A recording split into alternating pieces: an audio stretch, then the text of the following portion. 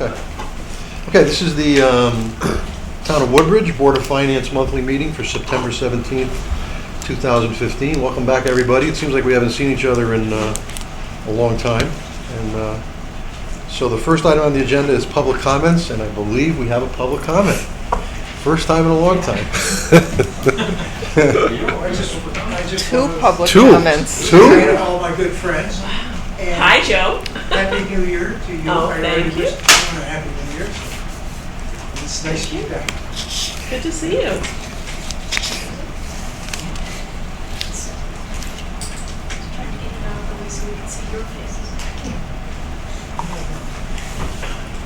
Ilya Alexiadis on 14 Seymour Road, Chairman of the Fire Commission. And I'm here because there is an item related to the Fire Commission later on the agenda, and I don't know if that is a participatory agenda item or not.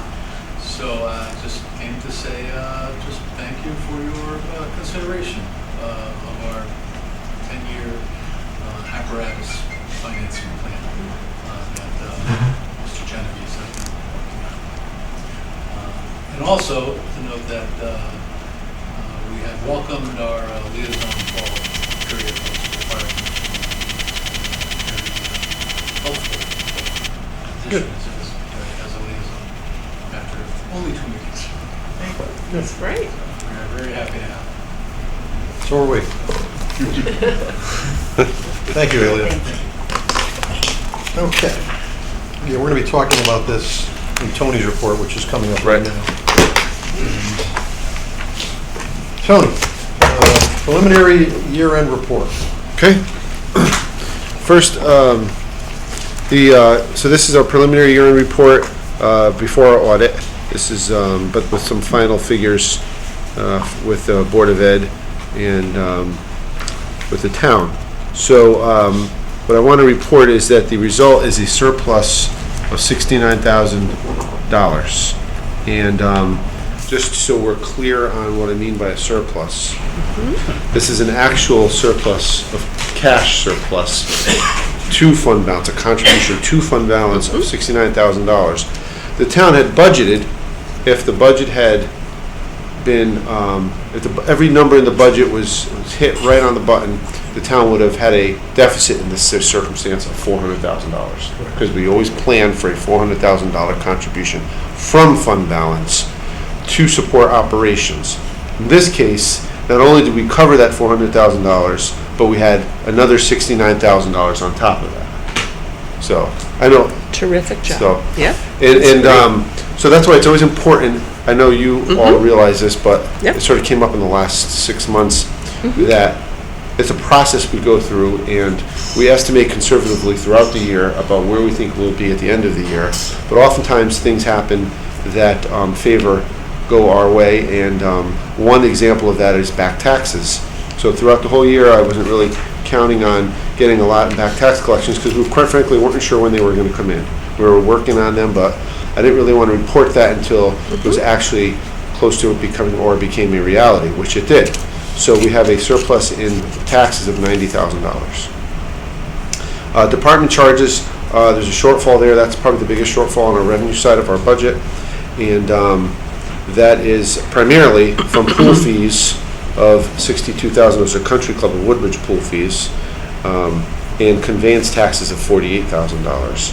To offset that, and there's a recreation fees of a deficit of $21,000. However, to offset that, each of those departments are turning back expenditures, partly due to the reason why they were low in fees. For example, the rec department did not have use of the beach or pool.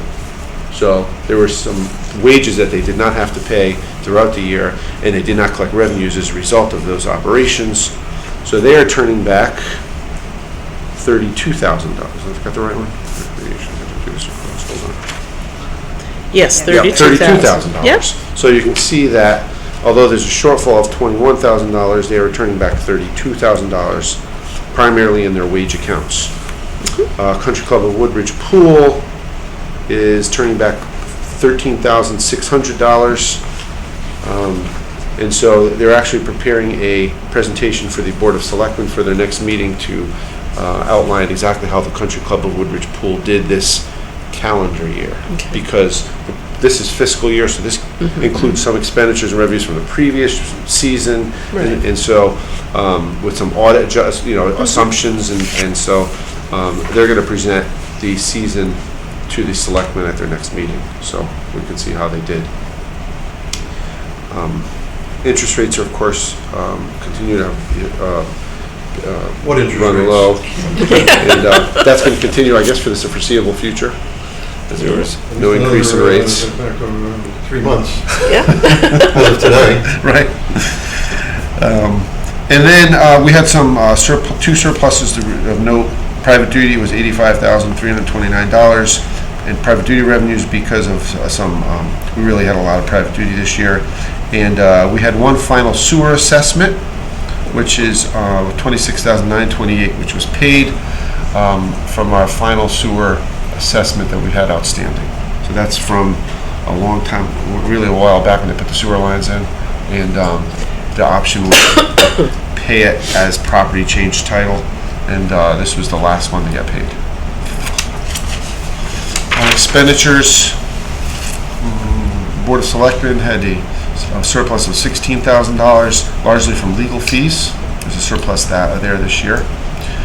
Town clerk, a surplus of $15,000 in land records primarily, and professional services, which relates to the conveyance deficit and revenues.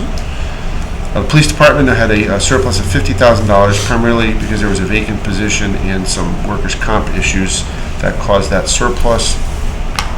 Waste management, surplus of $31,000, and largely in tip fees. Human services had a $27,000 surplus, largely due to savings again in salary accounts, some turnover as they changed for that. Recreation we discussed. Pool we discussed at the country club. The library had a $41,509 surplus. Most of that is from the vacant director's position that was not filled for quite some time last year. And the Board of Education, the Woodbridge Board of Education, returned $100,834. So I want to also show something to you. If you go to the spreadsheet here, in addition to all of the activity that we just discussed, you'll see our fund balance at the bottom, which I want to show you. The $4.44 million is our fund balance at the end of last year, and you have the $69,000 surplus to add to that. In addition to that, there were some PO purchase orders that were closed from prior years from both the Board of Education and some from ours, which added another $131,000 to our fund balance, and so our fund balance will be $4.685 million, or 10.28% of the final expenditures of this year. So as you can see, we've had some favorable activity, and so our percentage is at 10.28. Which is totally appropriate. Right. And again, just to clarify, something I tried to explain at the budget hearing, I don't think I was able to, is that we do not start the year in a $400,000 hole. Right. We're not spending money that we don't have. Those of us who've been doing this forever, it's a budgeting technique where we encourage conservative budgets. Conservative budgets, and then Anthony Genovese watching over the budgets results in surplus. And we want, again, it would be wonderful if we could hit it right on the head, but it's impossible in a $45 million budget. So again, to reiterate, we did not spend the $400,000 on a fund balance. We did not. And we never have.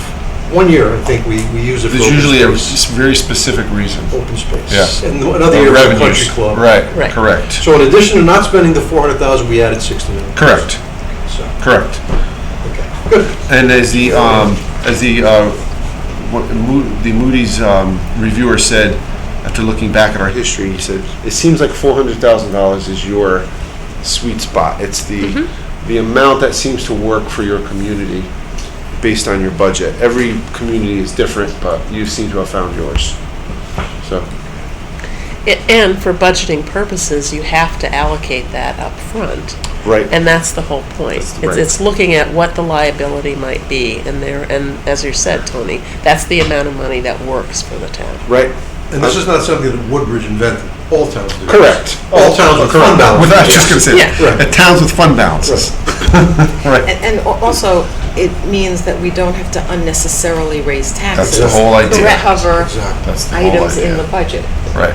For example, this year, as we started the year, we didn't know this at budget time, but we had a refunding opportunity right away. Exactly. That caused a surplus in debt service because of the refunding. That's an example. Yeah. Terrific. Okay. So Hopefully we'll Thank you talk- very we'll much. talk about This that is anyway. great results. All right, status of the audit, Tony. The audit begins in 2 weeks, and they've done all their field work, and so far we've done very well. We had an introductory discussion today with Scott, which I thought went well, and so they'll be in 2 weeks, and they'll be here usually for 3 weeks. They'll do some work at the Board of Ed, and they do some work here. We should usually have a draft by the second week in November, usually around Veterans Day. We have our draft.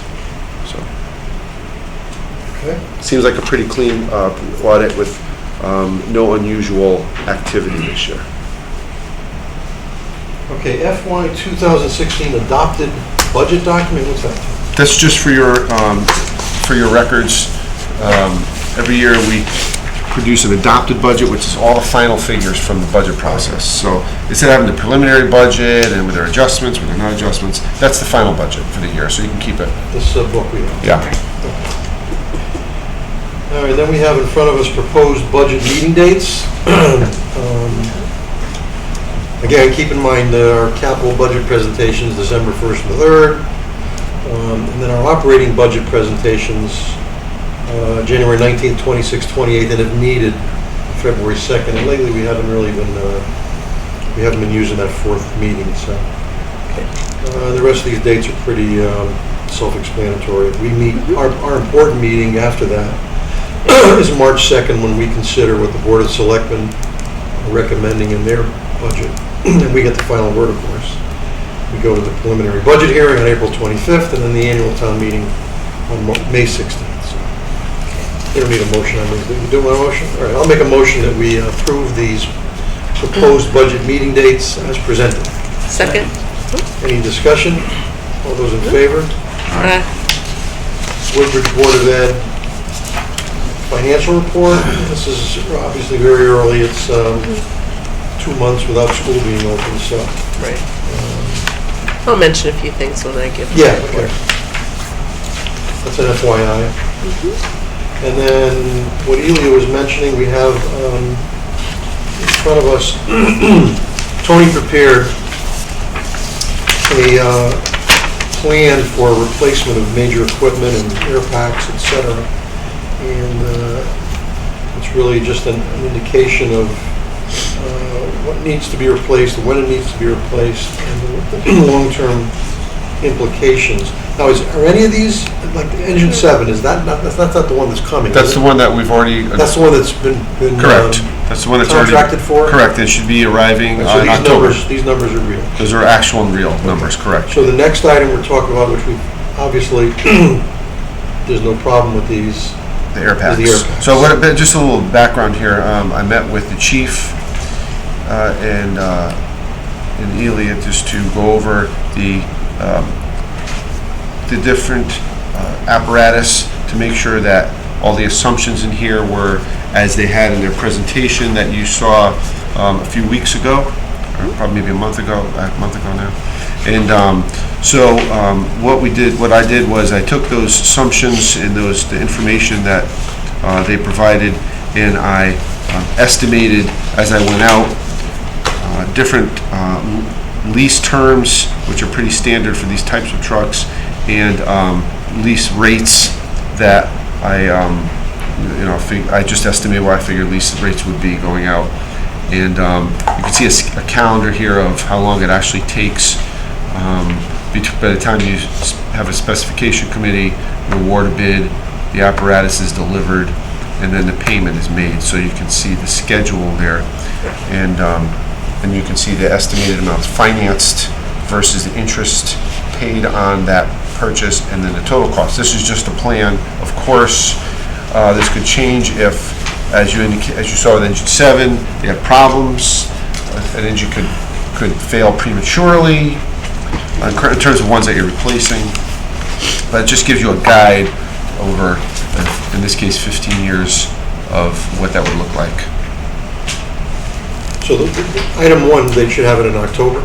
Yes. That's the one in Minnesota, I think? Yeah, it's a Yes, yes. Rosenbauer, I think.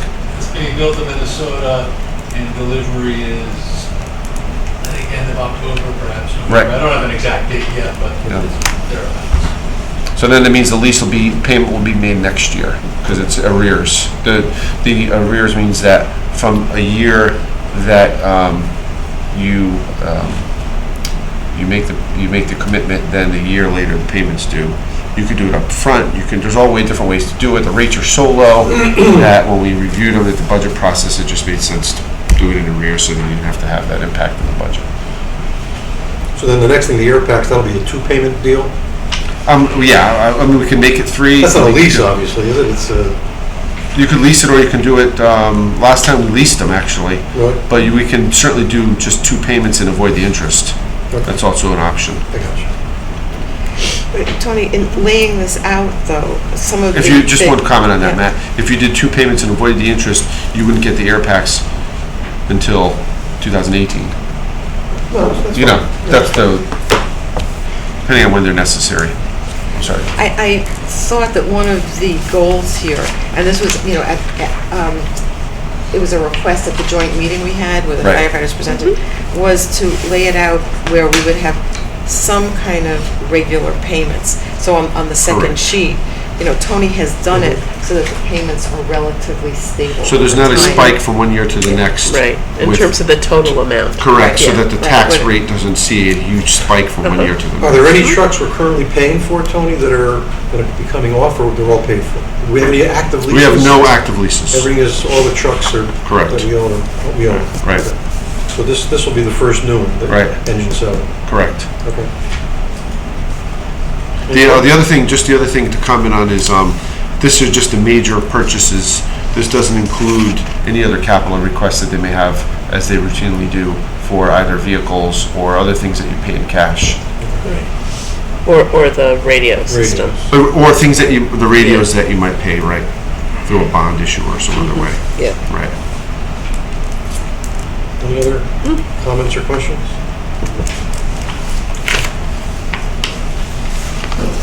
Very good, Tony. I think it's helpful. Yeah, this is very helpful. Hopefully this gives you a framework for Yeah, but your this, decisions. but it's the bigger snapshot. It's a big snapshot when you have the police requirements and all Right. the other requirements Public Works, going, police, yeah, right. going out over that period. Right. So this will be And all part the other of budgets that going on. whole framework that you would be able to then see.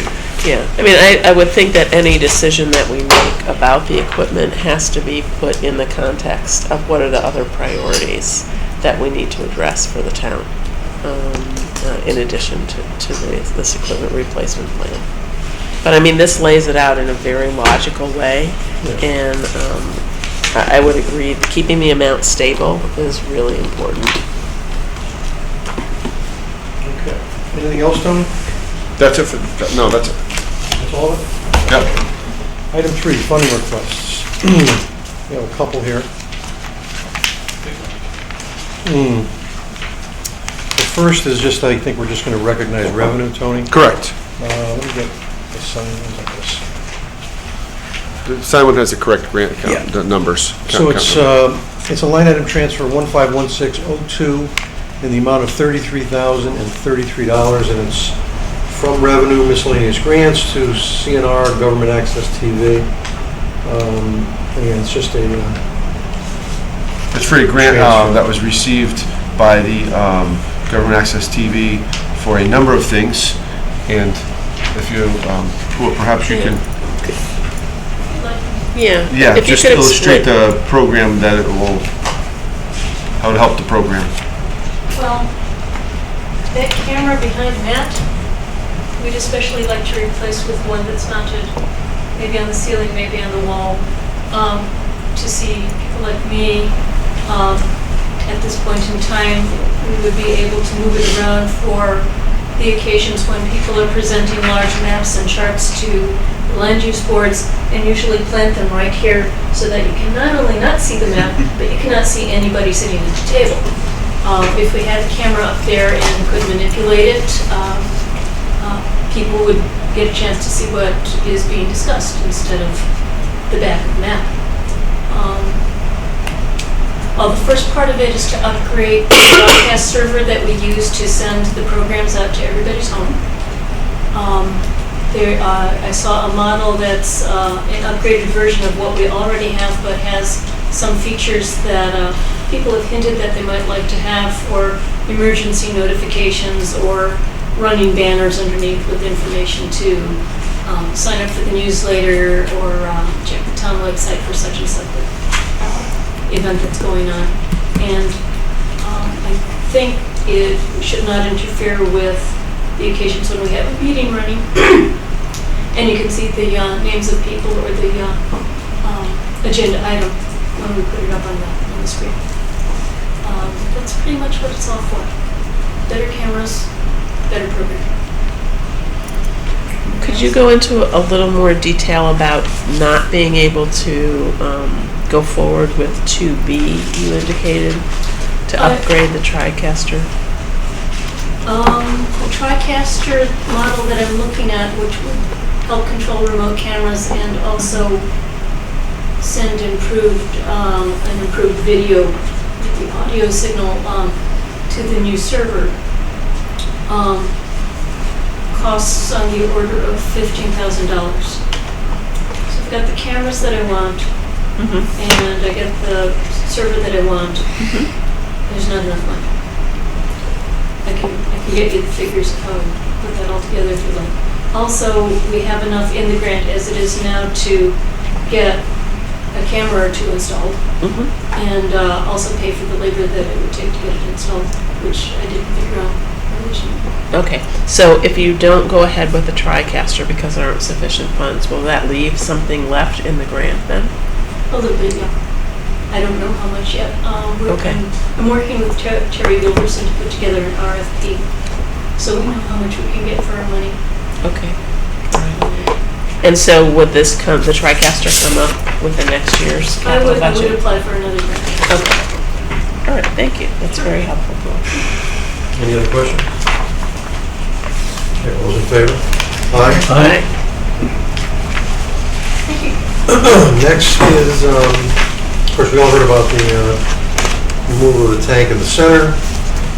This is a line item transfer to cover soil remediation. I'll give you a little background here. If Let me just get it on. Okay. So I'm going to move acceptance of line item transfer 151603 in the amount not to exceed $94,450. Second. Tony? So, as you all may or may not be aware, the town is in a process of removing our tanks, our underground tanks, that were previously used for heating oil. This is a process that we were doing when we started. We did the Public Works facility, we did one at the library, those were without incident. We had one at the center that we had to do, one at Town Hall, and the firehouse, the new firehouse. So when we did the one at the center building, we took the tank, we emptied the tank first, and we took the tank out, and when we took it out, we found that the tank, the soil underneath it smelled of oil. So immediately we brought out Joe Sanvasi, who's our environmental engineer that we use, and he identified that, called the DEP, registered it with the DEP, and of course there's specific rules and we have to follow in order to remove the soil. So we went out to bid for the soil removal portion, and the town is going to do a lot of work here in terms of first top 10 feet is clean soil, so we're going to remove that ourselves, stockpile it, and then the contractor will come in, remove the contaminated soil, and take that away and discard it in a environmentally friendly manner. It'll be recycled in some way, which was explained last night at the board meeting. And then once that takes place, the town will then refill it with some gravel and some clean soil and the soil that was stockpiled. And then there are possibly some sidewalk and light post repairs depending on how much is actually contaminated and how much actually has to come out. It might not be. That's why it's a not to exceed, because we're not exactly sure if there's going to be extensive sidewalk repair or not. The miscellaneous expenses relate to the fill and the hat that the town's going to put back into the hole. And then there are as a contingency of roughly 15%, which we hopefully won't need. So, but instead of coming back to you twice, we have the contingency in there should that be necessary. We received 5 bids. I think there were 5 bids with a wide range of pricing, and the low bid was Connecticut tank removal. So they're the winning bidder.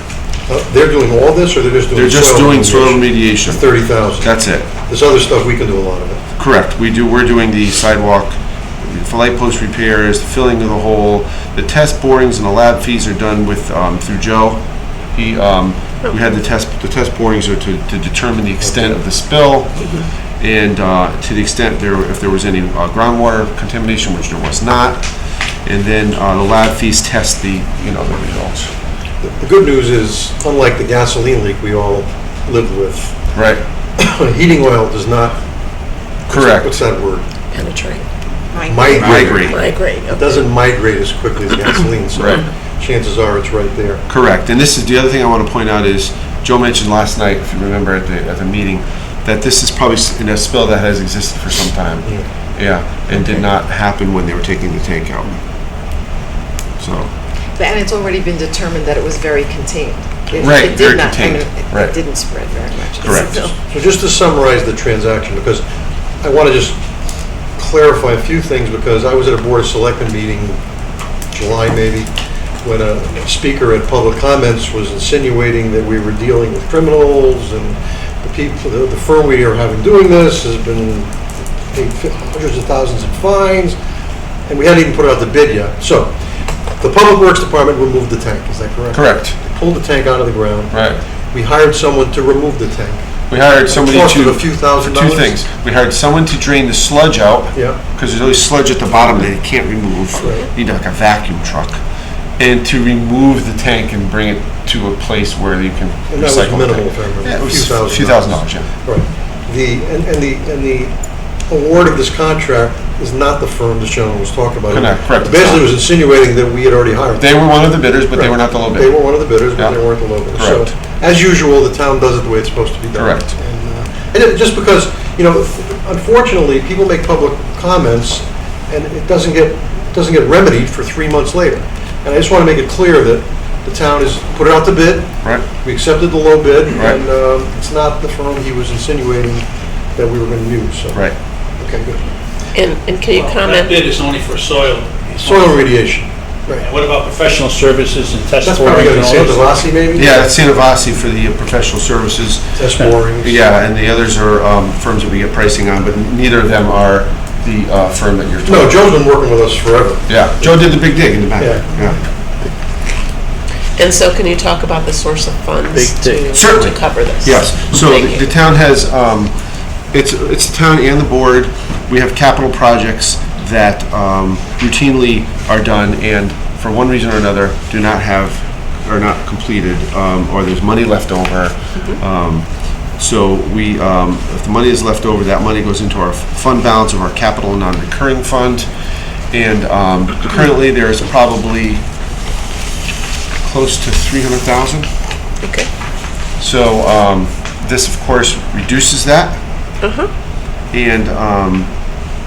And there's a variety of projects that go back years, and they just accumulates until you reappropriate it under your appropriations process for some other purpose. It could be a paving project, it could be a truck that cost, I don't know, 40,000, you budgeted 45. It's a whole host of things. Right. But I think the point is that this is not additional money that we need to spend. It's money that we already have. Correct. To reallocate. It's essentially a right. contingency fund. Yeah, but what I'm saying, Not Good It's not news. your Right, contingency. it's The not good part of news the is that budget. we don't have to hit Right. contingency. Correct. That's the Correct. point I'm You trying to have, make. Correct. you have this other contingency. These are Tony's funds. We have a total fund. Right. Okay, any other questions? Yep. All those in favor? Aye. Aye. One other question. How many more tanks do we have to worry about? So we have the tank in Town Hall, Oh, that's- which is right here. This will be a problem. Right here. in Right the- over here. Right. Under the building? Right, it's in the corner Right there, in the where corner of where the the trees farm, are there. right. Yeah. And then an even bigger problem is the one at the firehouse, which is underneath the, Oh, the 9/11 memorial thing? correct, Oh, correct. my May God. I? Yeah, sure. Please, if you have the, We don't necessarily view that as a problem, because that's a relatively new tank. It is. Construction of the firehouse. That's It's just where it's located. And it's within a concrete vault, so it may, yeah, it may be, we don't believe it poses any substantial risk. And we have plans for it, which we can discuss in our. Oh, okay. yeah, so that's why that wasn't part of this removal process, because that's sort of separate, it's newer, and there could be another plan But for it's in that. concrete. Yeah, Inside a wall. So really, there's one. There's just this basically over one here. left, yeah. There's no others that you know of? there's a tank in use, at the Country Club of Woodbridge. Oh, the old country club in Woodbridge. I think it's a We voted- 6,000 We gallon voted on tank. that, right?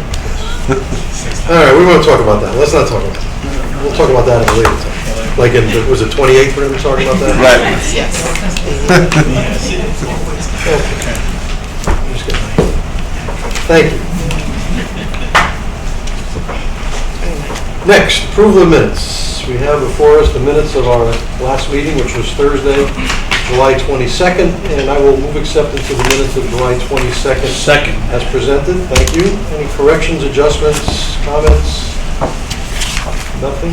Sandy is no longer with us, but that's okay. Okay, all those in favor? Aye? I'm sure Sandy will vote on that. First selectmen's report. Running 2 minutes. Ellen, well, she gave us 5 minutes for Tony's report. Put me under the test here. Thank you, Matt. I have a few things to report. One is this Saturday is a big Woodbridge Day. It's paper shredding at the transfer station. People really appreciate that. It's for households only, not businesses, but you can bring any amount of paper for shredding. They Right. have a big van there, and it's a great service that the town provides. And I also want to mention Saturday, October 3rd is Woodbridge Day. There'll be a variety of events. Please check our website or Facebook, or, the listserv will be sending out the information. There's new expanded and coordination of events around town. So I think it'll be a really fun day.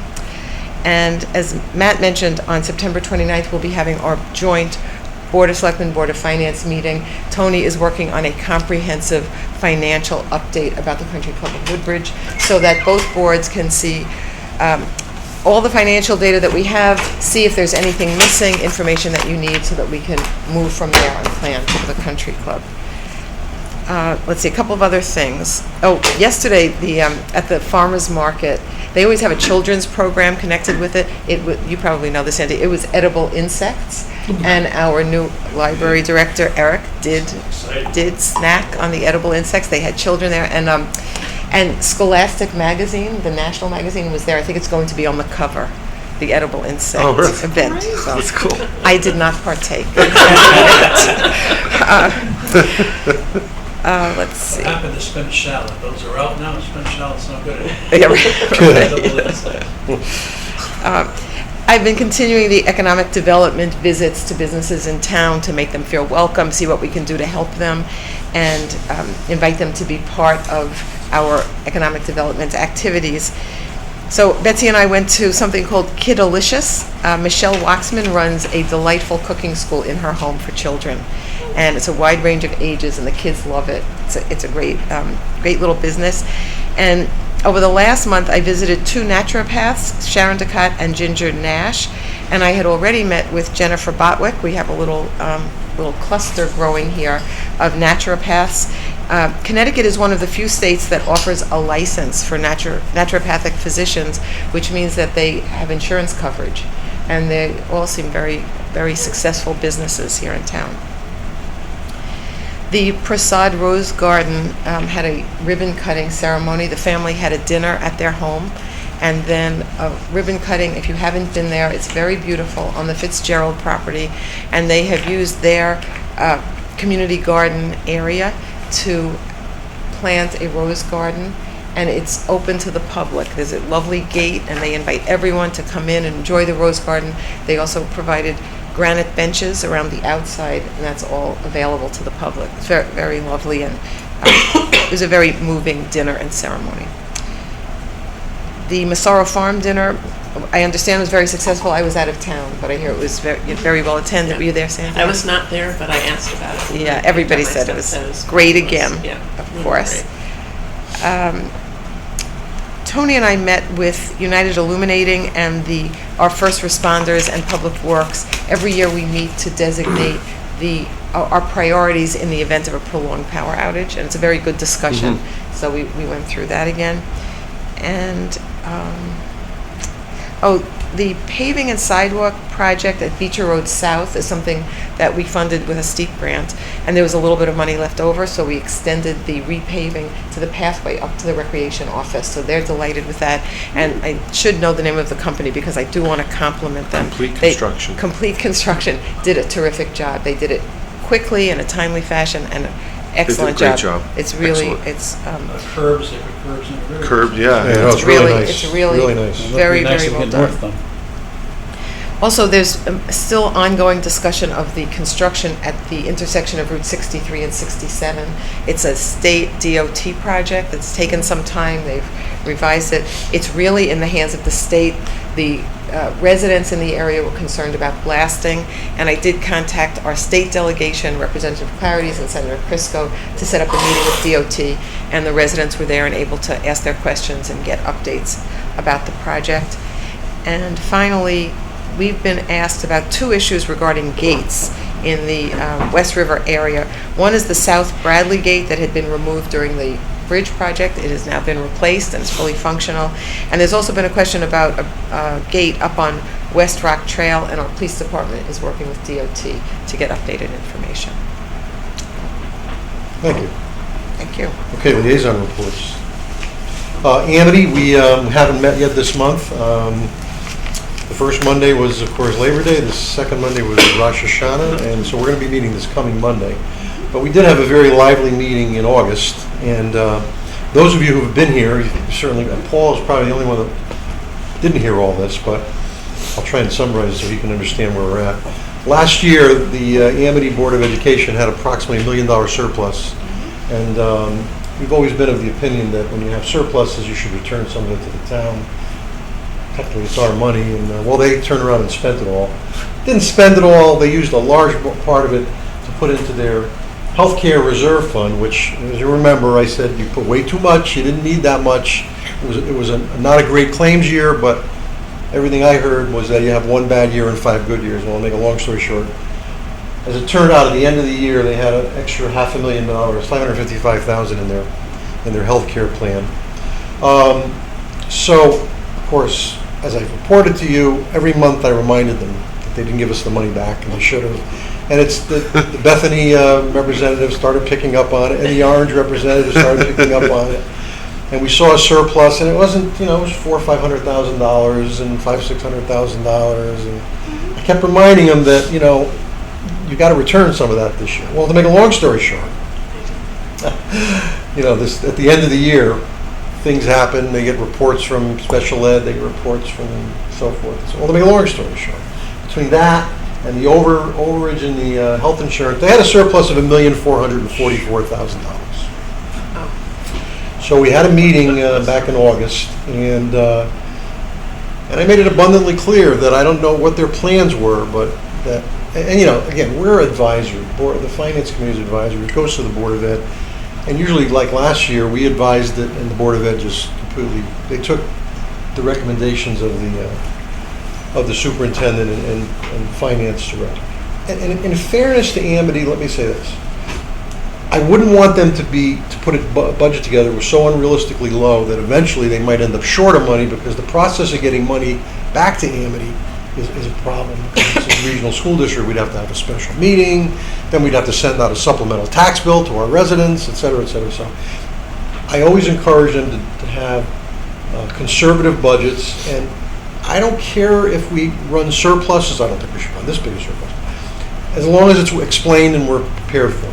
Well, I guess the word got out because of the $1,444,000, they had allocated 150 in next year's budget, the same way we do the 400. They allocated 150, and they put aside 236,000 for a heat exchange unit in coordination with that fuel cell. Right, yeah. Which may or may not come to pass. They might get grants or whatever, and they've been told if they don't spend that money, we get it back 3 times. But in the end, they're returning $1,057,000 to the towns, of which Woodbridge will receive $316,906. So Tony's very happy. He's got 316, and this doesn't go in until next budget. So you have, right, you We can have a put it all in the surplus of- budget, you can put some right, of it in the budget, right. you can put some of it in fund So balance. they heard the plea, and we'll see how this year goes. Again, that's a lot of surplus, and they told them. But again, you're talking about a $44 million budget, and as you said, staffing changes, people leave, Yep. insurances come in less, things happen. They had a big special ed case that didn't materialize. Somebody moved out. So it happens. And I always say, look, as long as we're aware of it, and you make it. That's why this finance committee works well, because the towns are always there. When we got into the fiscal problem up there many years ago, nobody knew what was going on between the finance director, who wasn't necessarily preparing documents correctly, and the board was. We never knew until it was too late. Well, now on a monthly basis, we were made completely aware. We got Jack Levine, who's very transparent, just like Tony is, and it works. So it's important, with that being the biggest budget out there, that we have this understanding. And I think they respect the finance people from the towns, and we respect them, and it works. So Woodbridge starts next year, should be 15-16, with 306,000 more than 316,000 more than we had this year. Right. The current budget's just 18,000. Right, there's a few dollars, and Yeah. it could grow, because if this heat exchanger ends up being something where they don't spend that money, that's what amazed me about the board. The board told them, you give that money right back to the towns if you don't use it for that heat exchanger. So we're in good shape. So, Matt, when do we get this back in the 15-16 year? So we'll get the money, once their audit is complete. Right. It usually comes in around January. So we'll either recognize it as a revenue in this year, or if in the budget process you decide to include some or all of it in the budget, then I would recognize it in that year. Depends on what the budget Yeah, we'll process talk comes about out, that. so you can talk about it at that time. We've never had this much money Never, come back. So yeah, and such a big swing between years. one way or another, the town benefits. Yeah. Well, but the town is getting back what they didn't have to fund the Amity with in the first place. I mean, Amity, again, they do their budget, and on the best of their estimates, I mean, it's amazing in a $44 million education budget how things change. It's amazing, so. Thanks for leading the charge. Yeah. Yeah. That's why I kept reporting to you, and I said, I That's couldn't great. wait to tell you this one. Really because terrific. You know I wasn't just talking, so. Paul, your first liaison report. Oh, no, maybe you made one Actually, last time. second. Yeah, you made one last time. Well, Tony's laid out very well for us what the big expenses are, but we have some trucks going out for routine maintenance, brakes, that kind of thing. Engine 3 needs some pumper apparatus. I'm not exactly sure what the impact there is, but engine 9 has a pretty big impact. I think we're spending $17K for replacing the lights. The lights have become outdated. They're hard to find parts for, so we just have to replace them with LED lights. And being a specialized apparatus and so on, it's costly.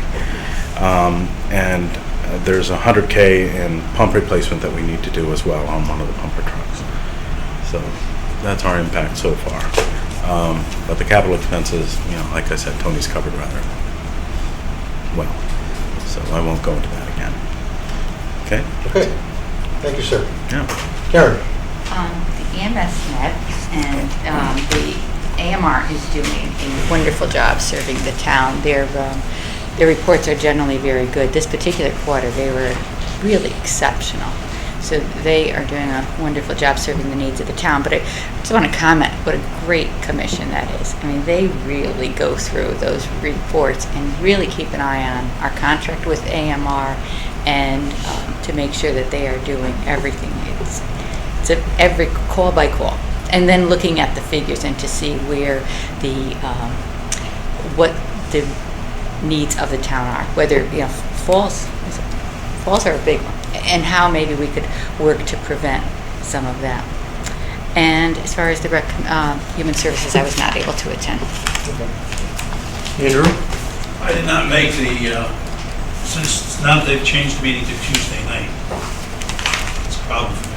Okay. I don't know whether or not I'm going to be able to stay on that. I have a lot of conflicts on Tuesday nights. Why'd they change it to Tuesday night? When- Don't look down. When you look down like that, Andy, I know there's a story.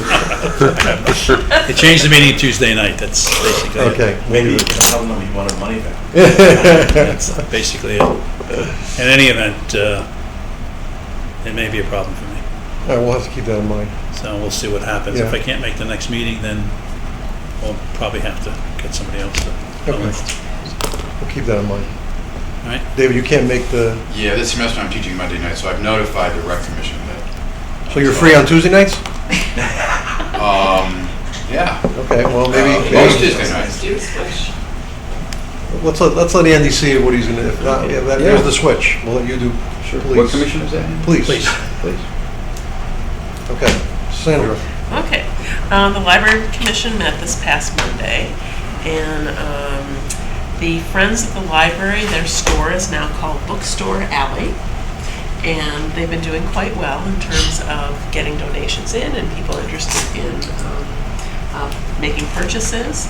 And the new head of the Friends is now Dale Chodos, I guess, who has been a member of our town for a long time, and replaces Mia Van Beeden, who has actually done a stellar job for the last few years, and it was time to kind of turn over the reins.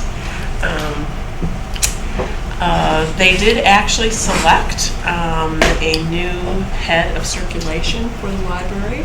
And was that approved? That's just what I was asking, yeah, it was approved last night. Last night. Okay, Yes. that's great.